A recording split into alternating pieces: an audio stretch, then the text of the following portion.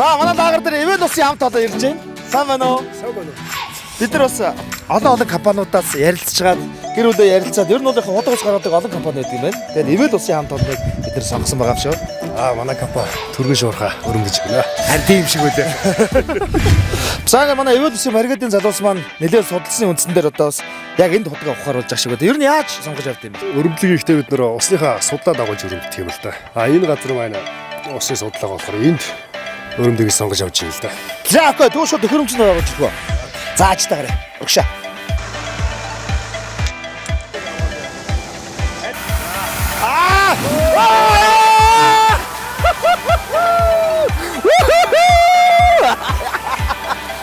Яа, бас сүртэй гарч ирдэг юм байна.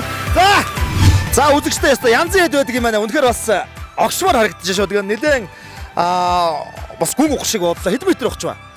80 м өрөмцөө. Тэгээд энэ 80 м-ээс ер нь бол цэнгийн ус танад бол гарлаа. Хадны цэнгэг ус гэж яриадсэн та нар дүүртэй. Доош дах тусмаа ер нь сайн уснууд гарч байгаа тийм ээ. Ер нь доош тусмал ер нь хадны цэнгэг ус гарна гэсэн үг. За ингээд зуны дэлгэр цагт Ларга байшин дээр би өнөөдөр бас Эвэл ус компанийг сонгож гүний удаг ухууллаа. Эднийх бол эдний баригад үнэхээр хурдтай, хүчтэй, хямртай өглөө эхлээд үдээс хойш ихэд бараг дуусчлаа шүү дээ. Тэгээд тийм учраас Эвэл усыг сонгорой гэж та бүхэндээ бас өрөөж хэлмээр байна. Залуус та маш их баярлалаа.